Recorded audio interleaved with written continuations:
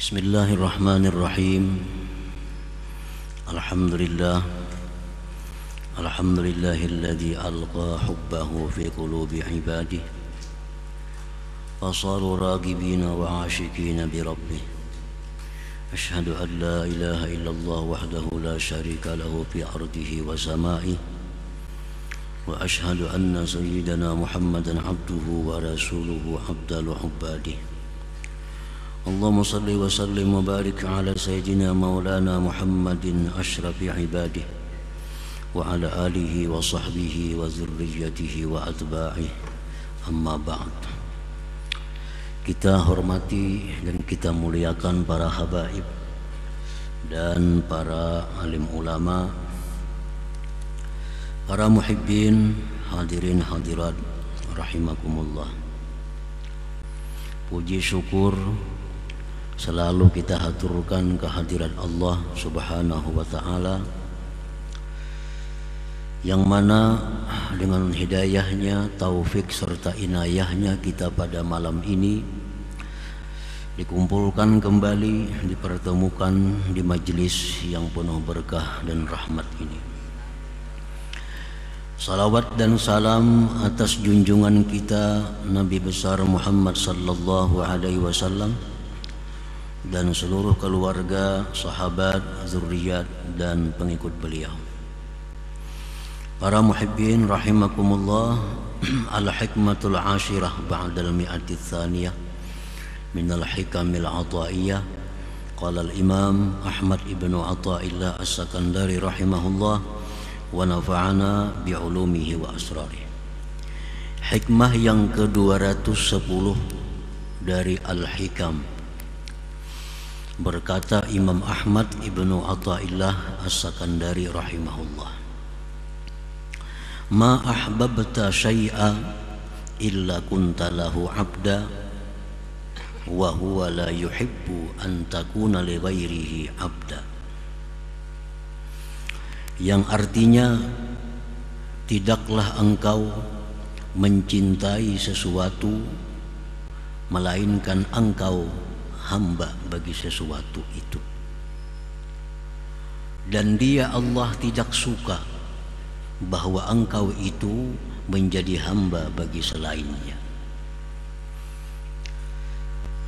Dalam hikmah ini ada dua masalah yang dibahas oleh beliau. Yang pertama, ma ahbabta syai'an illa kunta lahu abda. Tidaklah engkau mencintai sesuatu atau seseorang melainkan engkau menjadi hambanya. Nah, yang kedua, beliau menjelaskan bahwa Allah tidak suka bahwa kita ini menjadi hamba bagi selain Allah Subhanahu wa ta'ala. Al-qalbu iza ahabba syai'a aqbala ilaih wa khada'alah wa ata'ahu bi kulli ma ya'muru. Bermula hati apabila dia mencintai sesuatu,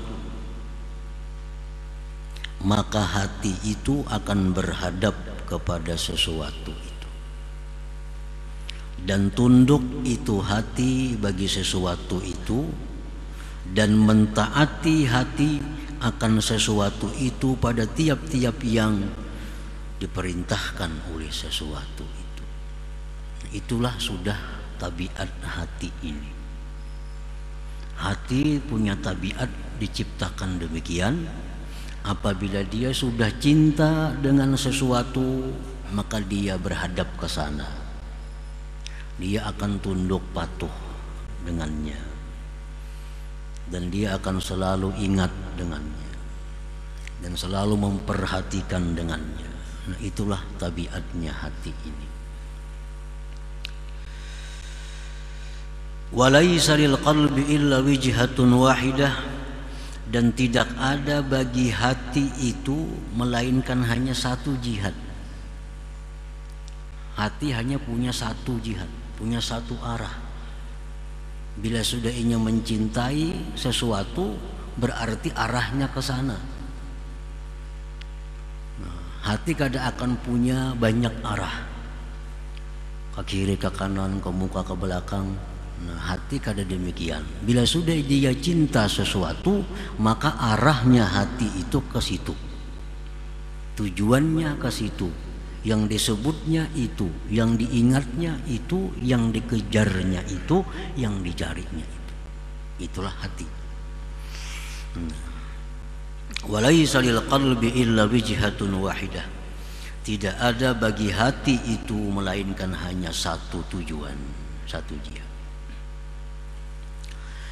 Walaisa lil insan illa qalbun wahid, dan tidak ada bagi manusia itu melainkan punya satu hati.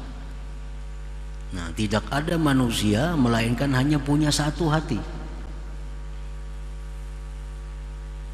Jadi artinya bila manusia ini punya satu hati, hatinya sudah menghadap ke sana, maka kesanalah manusia tadi.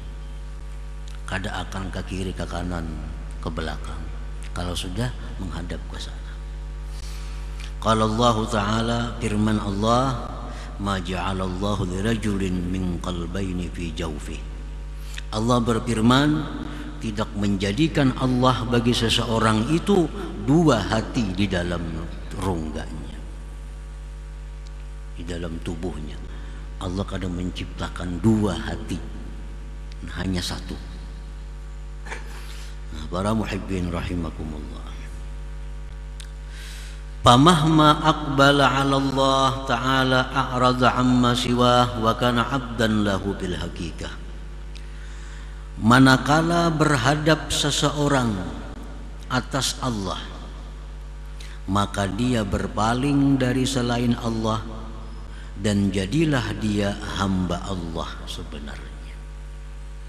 Jadi kalau orang itu sudah berhadap kepada Allah, maka dia berpaling dari selain Allah, karena hati sebiji aja. Nah, hati kita sebutingannya. Bila sudah hati ini ampahnya kepada Allah, berpaling daripada yang lainnya, dan dia itu menjadi hamba Allah yang sebenarnya. Wa idza aqbala ala hawa a'rada 'anillah wa kana 'abdan li hawa. Bila mana hati seseorang itu berhadap kepada hawanya, keinginannya, maka berarti dia berpaling daripada Allah. Nah, berpaling daripada Allah. Bila hati kita menghadap kepada keinginan kita, baik itu benda, baik itu manusia, bila hati kita ke sana, berarti kita berpaling daripada Allah. Wa kana 'abdan li hawa, dan berarti dia itu menjadi hamba bagi keinginannya itu. Nah, para muhibbin rahimakumullah, jadi hawa itu banyak. Orang yang jadi hamba hawanya. Hawa itu bisa berupa duit, bisa berupa kedudukan, bisa berupa lawan jenis. Nah, itu hawa. Bila orang sudah menghadap kepada hawanya, maka dia akan membelakangi dengan Allah Subhanahu wa Ta'ala. Dia akan meninggalkan Allah, dan dia menjadi hawa, menjadi hambanya si hawa tadi. Qala Allah Ta'ala fi dzammi man kana 'abdan li hawa. Allah berfirman pada mencela orang yang menjadi hamba bagi keinginannya. Afara'aita man ittakhadha ilahahu hawa wa adallahu Allahu ala ilmi wa khatama ala sam'ihi wa qalbihi wa ja'ala ala basarihi gishawa faman yahdihi min ba'dillah. Apakah engkau melihat orang yang menjadikan Tuhan itu hawa nafsunya,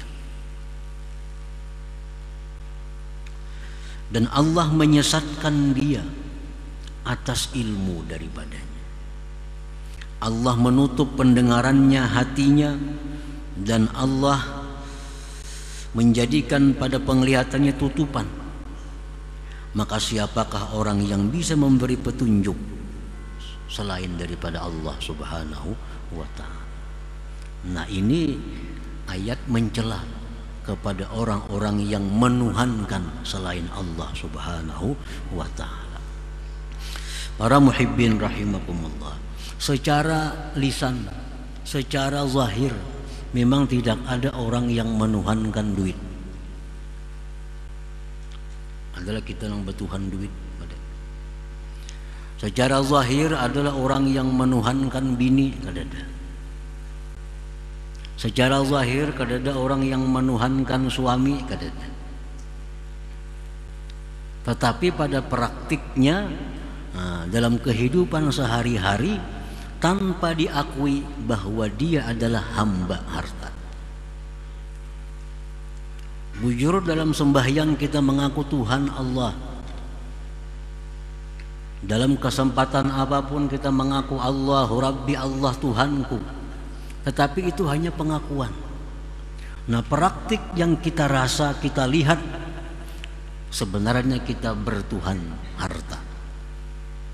Buktinya kita selalu mengejar-ngejar harta, walaupun membelakangi dengan Allah Subhanahu wa ta'ala, walaupun rela melanggar hukum-hukum Allah, walaupun kita meninggalkan kewajiban-kewajiban kita demi mendapatkan harta. Ini pada hakikatnya adalah abdul mal, hamba harta, bukan hamba Allah Subhanahu wa ta'ala. Nah, demikian pula istri, suami mengaku bahwa Allahu Rabbi, Allah Tuhanku. Dalam sembahyang, di luar sembahyang, Allahu Rabbi. Tapi pada praktiknya, pada kenyataannya, banyak orang yang bertuhan suami, bertuhan istri. Nah, itulah yang dinilai oleh Allah Subhanahu wa ta'ala, bukan hanya ucapan belaka. Allah kadang menilai Allahu Rabbi, Allah Tuhanku. Tetapi yang Allah pandang adalah praktik sehari-hari kehidupan kita ini. Itu yang dijadikan Allah hitungan di akhirat kelak.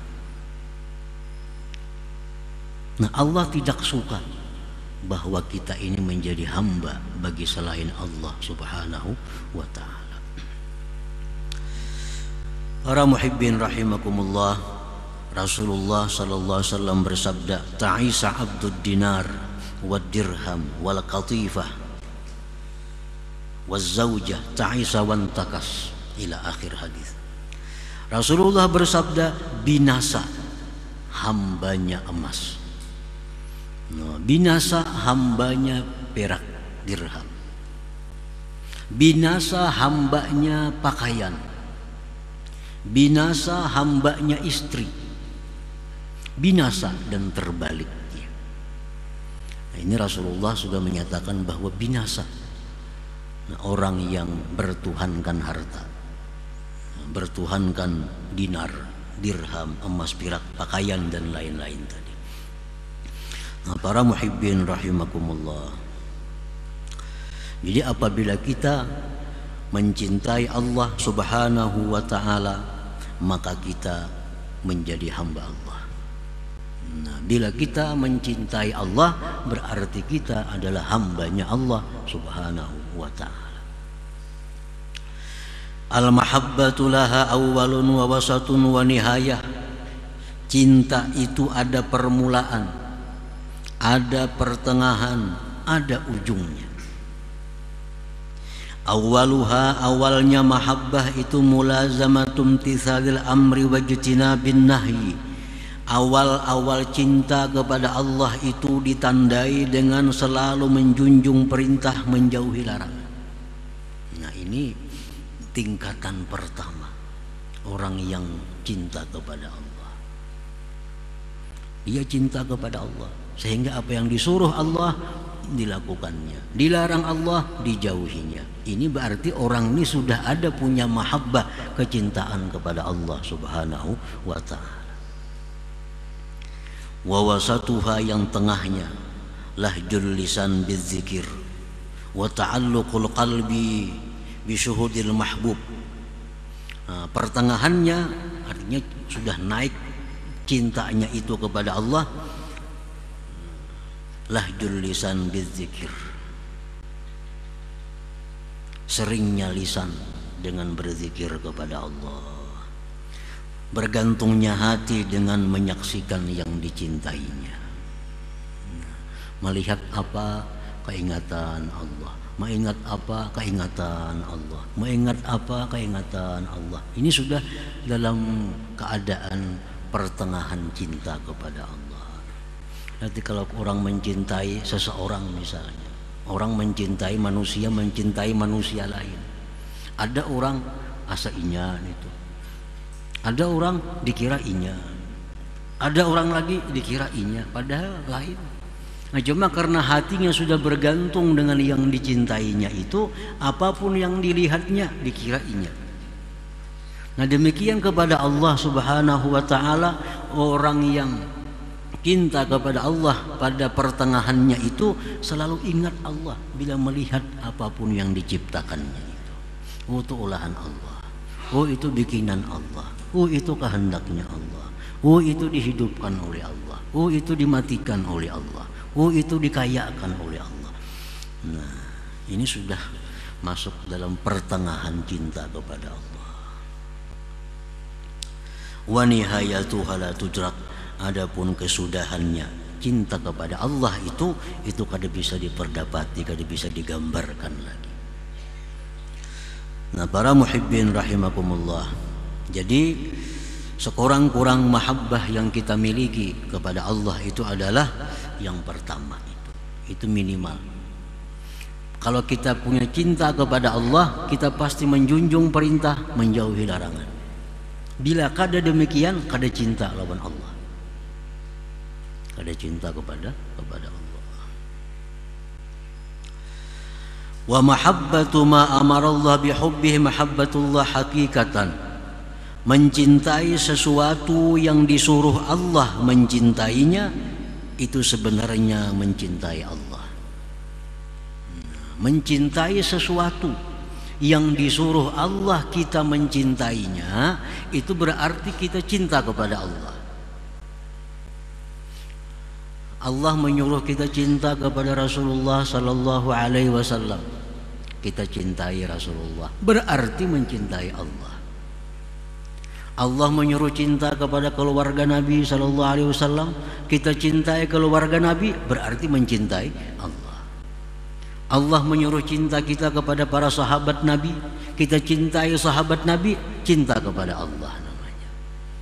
Nah, jadi cinta kepada Allah itu termasuk adalah mencintai sesuatu atau orang yang disuruh Allah mencintainya. Hukumnya kita mencintai Allah Subhanahu wa ta'ala. Jadi kita cinta kepada Rasulullah itu sebenarnya cinta lawan Allah, karena Allah nyuruh cinta. Cinta kepada para aulia Allah, cinta dengan Allah, karena Allah nyuruh kita mencintai mereka.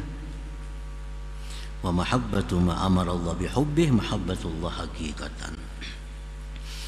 Qala Rasulullah sallallahu alaihi wasallam, qala Daud alaihi salam, Allahumma inni as'aluka hubbaka wa hubba man yuhibbuka wa hubbal amali alladhi yuballighuni hubbak. Rabbi ij'al li hubbaka ahabba ilayya min ahli wa minal ma'il barid. Rasulullah sallallahu alaihi wasallam bersabda, Nabi Daud alaihi salam berdoa. Nabi mengisahkan doa Nabi Daud. Allahumma inni as'aluka hubbaka, ya Allah, aku minta kepada Engkau agar bisa mencintai Engkau. Mencinta kepada Allah. Wa hubba man yuhibbu, dan mencintai orang-orang yang cinta kepada Engkau. Karena hukumnya sama aja. Kita mencintai orang yang mencintai Allah, berarti cinta kepada Allah. Nabi Daud minta kepada Allah agar bisa mencintai Allah, mencintai orang-orang yang mencintai Allah. Wa hubbal amali alladhi yuballighuni hubbak, dan mencintai amal perbuatan yang menyampaikan aku kepada cinta Engkau. Jadi ini supaya kita jelas, supaya nyaman apa maksudnya cinta kepada Allah itu. Kita bisa mencintai benda. Kenapa kita cinta benda ini? Karena benda inilah yang menyampaikan aku kepada cinta Allah. Cinta dengan kendaraan ini, karena kendaraan ini selalu bikin aku ingat kepada Allah, selalu membawa aku kepada tempat-tempat yang dicintai Allah. Nah, mencintai kendaraan seperti itu berarti mencintai Allah Subhanahu wa ta'ala. Cinta lawan istri kita. Kenapa sebabnya? Cinta dengan istri karena mencintai istri ini menyelamatkan aku dari perbuatan-perbuatan yang dimurkai Allah. Nah, dengan sebab adanya bini ini aku bisa mendidiknya, memberi pelajaran kepadanya, memberi ilmu pengetahuan kepadanya untuk dicintai Allah. Nah, mencintai bini sebenarnya mencintai Allah. Seorang perempuan mencintai lakinya, berbakti kepada suaminya karena disuruh Allah. Nah, berbakti kepada suaminya mencintai Allah Subhanahu wa ta'ala. Nah, jadi artinya umum. Kita mencintai anak. Kenapa mencintai anak? Karena anak ini jalan aku untuk dapat cinta Allah. Anak dididik dapat pahala, anak disekolahkan dapat pahala, anak diungkusi dapat pahala. Nah, berarti anak ini ladang amal, sehingga aku sayang lawan anak. Nah, sayang lawan Allah artinya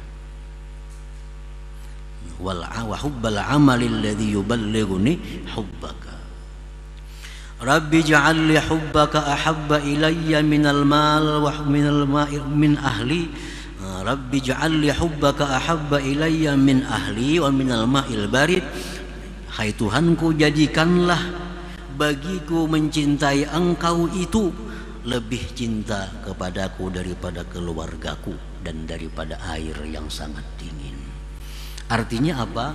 Walaupun kita cinta kepada sesuatu yang dicintai Allah, walaupun kita cinta kepada sesuatu, tetapi cinta kepada Allah tetap yang paling cinta. Ayo, cinta lawan apa tadi? Cinta kepada Rasulullah, cinta kepada harta, tetapi Allah tetap yang paling dicintai. Rabbi ij'al li hubbaka, ya Allah jadikanlah bagiku cinta Engkau itu ahabba ilayya. Jadi artinya cintailah sesuatu yang disuruh Allah mencintainya, tetapi tetap cinta Allah itu nomor satu.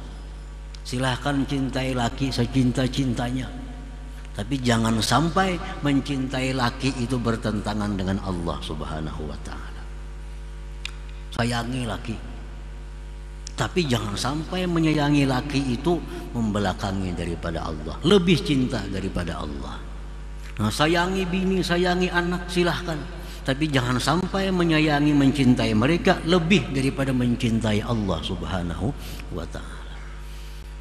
Jadi artinya bukan kada boleh mencintai bini, bukan kada boleh mencintai anak, bukan kada boleh mencintai harta, boleh aja, tapi Allah yang paling dicintai.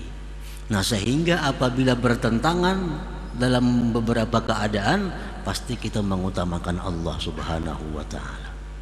Pasti mengutamakan Allah karena Allah yang paling dicintai. Nah, itu maksudnya doa dari Nabi Daud alaihi salam ini. Cintai orang-orang salih, tapi jangan sampai melebihi cinta kepada Allah. Jangan sampai melebihi cinta kepada Allah. Nah, para muhibbin rahimakumullah, itulah bagian pertama daripada hikmah yang ke-210 ini. Ma'ahbabta syai'an illa kuntalahu abda. Tidaklah engkau mencintai sesuatu melainkan engkau menjadi hambanya. Nah, yang kedua, wa huwa la yuhibbu an takuna li ghairihi abda. Allah tidak suka kalau engkau menjadi hamba selain Allah. Allah kada suka kalau kita ini jadi hamba harta. Allah kada suka kalau kita menjadi hamba dunia. Allah kada suka. Kenapa sebabnya Allah kada suka? Nah, li'annaka idza kunta 'abdan li ghairillah at'abak wa ahanak wa ahlakak.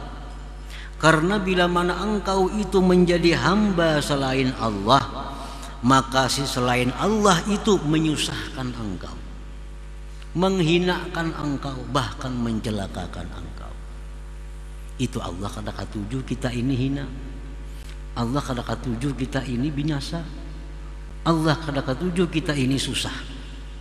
Kalau kita jadi hamba selain Allah, kita susah, kita hina, bahkan bisa binasa.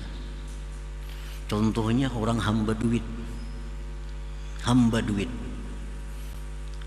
dicari duit itu, nah mencari duit kasana kamari.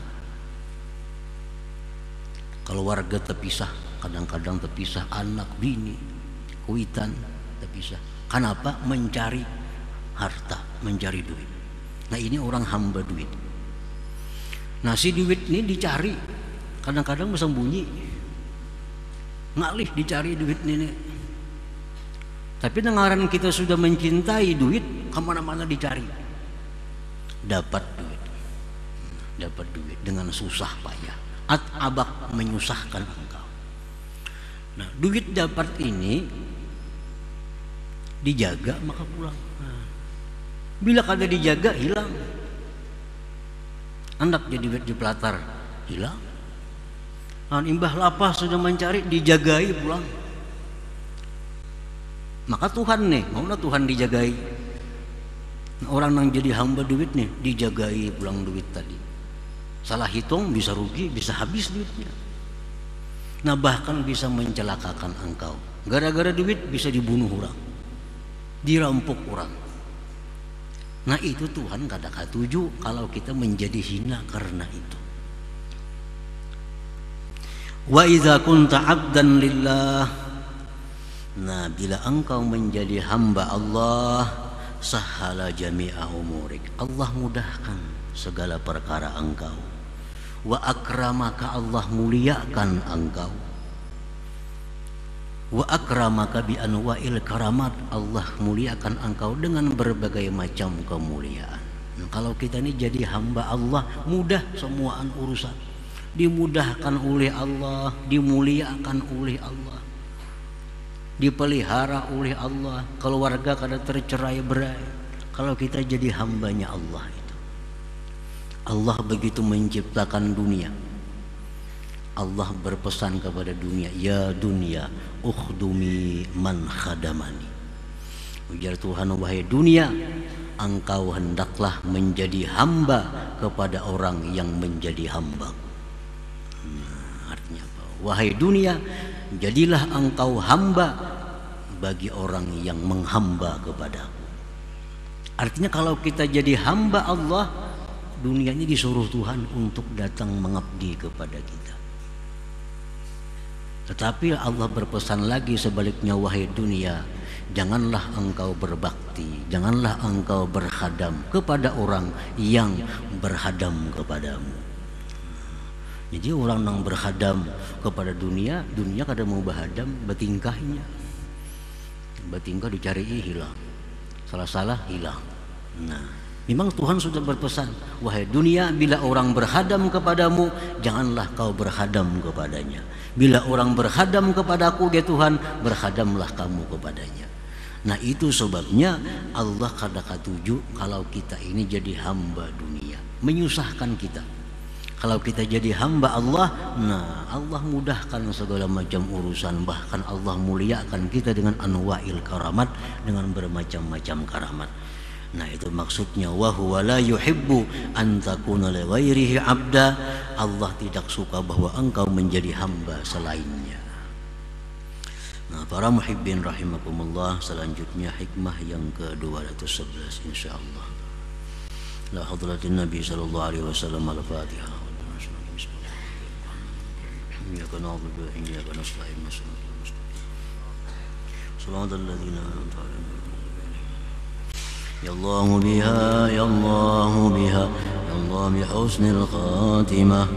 Ya Allah biha, ya Allah biha, ya Allah bi husnil khatimah. Ya Allah biha, يا الله بها يا الله بحسن الخاتمة فيا أيها الرجل منه شفاعة صلوا عليه وسلموا تسليما اللهم صل وسلم